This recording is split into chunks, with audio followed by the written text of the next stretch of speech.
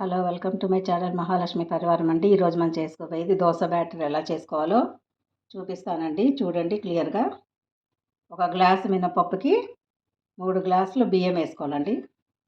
ఒక గ్లాసు నానబెట్టుకోవాలి. ముందు రోజు రాత్రి రేపు పొద్దున్న వేసుకుంటాం అనగా ముందు రోజు రాత్రి వేసుకోవాలి. గుండు పప్పు అయితే కొంచెం 5-6 గంటలు 7 గంటల దాకా నానితేనే బాగుంటుందండి. ఒక గ్లాసు మినపప్పుకి 3 గ్లాసులు బియ్యం.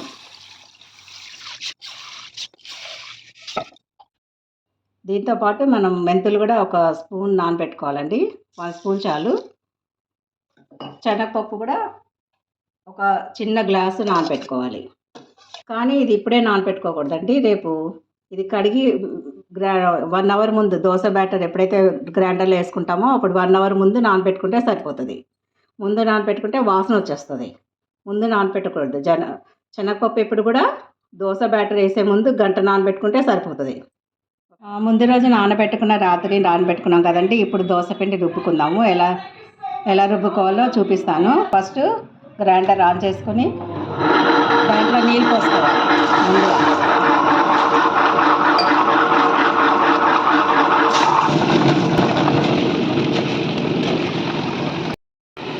ఇది మనం దోశపిండి రుబ్బుకునే ముందు అరగంట ముందే నానబెట్టుకోవాలండి. ముందు రోజు మాత్రం నానబెట్టకూడదు, వాసన వచ్చేస్తుంది. మళ్ళీ ఒక విషయం అండి, మినపప్పు బియ్యము 2 కలిపే వేసుకోవాలి దోశపిండికి. గ్రైండర్లో 2 కలిపే, విడివిడిగా కాదు. ఇలా రుబ్బుకున్నాం.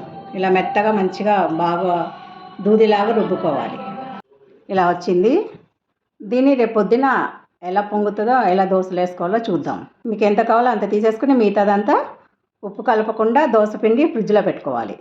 మీకు ఎంత సరిపోతుందో అంత వరకు తీసుకొని ఉప్పు కలుపుకొని పెట్టుకుంటే రేపు పొద్దునకి మంచిగా పొంగుతూ బాగా రుచికరంగా వస్తాయన్నమాట దోశలు.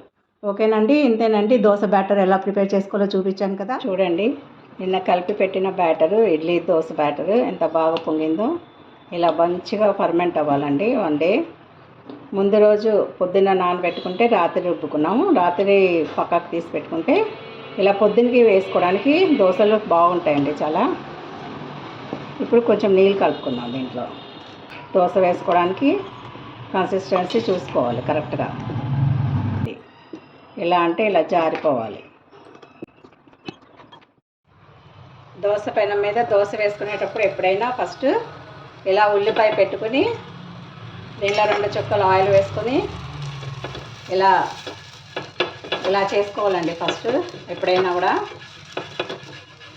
అప్పుడు దోశలు అతుక్కోకుండా వస్తాయి అన్నమాట పెనానికి.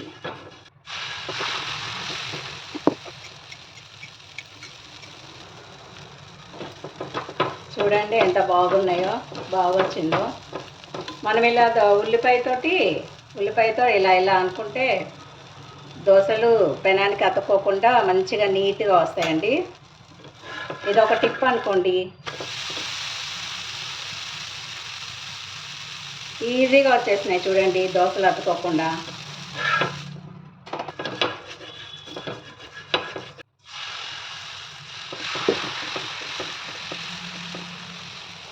దోశలకి ఎప్పుడు రిఫైండ్ ఆయిలే వాడాలండి. మామూలు పల్లి నూనె కానీ రైస్ బ్రాన్ ఆయిల్ కానీ అలాంటివి బాగోవు. రిఫైండ్ ఆయిల్ అయితే బాగుంటుంది అన్నమాట.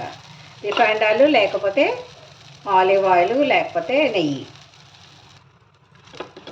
ఇలా అనుకోవాలండి. లాస్ట్కి మనకి ఏమైనా పచ్చిపిండి ఉన్నా కూడా అది వెళ్ళిపోతుంది అన్నమాట. ఇలా సర్వ్ చేసుకోవచ్చు అండి. దోశ ఆవకాయ పచ్చడి కానీ, టమాటా పచ్చడి కానీ, అల్లం పచ్చడి కానీ బాగుంటుంది. దీంట్లో పల్లీ చట్నీ, ఆవకాయ పచ్చడి, దోశ. ఇంకా తినేద్దాం రండి. పెసర ఆవకాయ పచ్చడి అండ్ పల్లీ చట్నీ ఈ రెండిట్లో బాగా నంచుకొని తింటే ఎంత బాగుందో చెప్పలేనండి. మీరు తినాల్సిందే. మరిన్ని వీడియోస్ కోసం ఈ వీడియోని లైక్ చేసి, షేర్ చేసి, ఛానల్కి సబ్స్క్రైబ్ చేసుకోండి. ఆ గంట సింబల్ మీద కొట్టే ఆల్ అని సెలెక్ట్ చేసుకుంటే మీకు నేను వీడియో పెట్టినప్పుడల్లా నోటిఫికేషన్స్ వస్తాయి.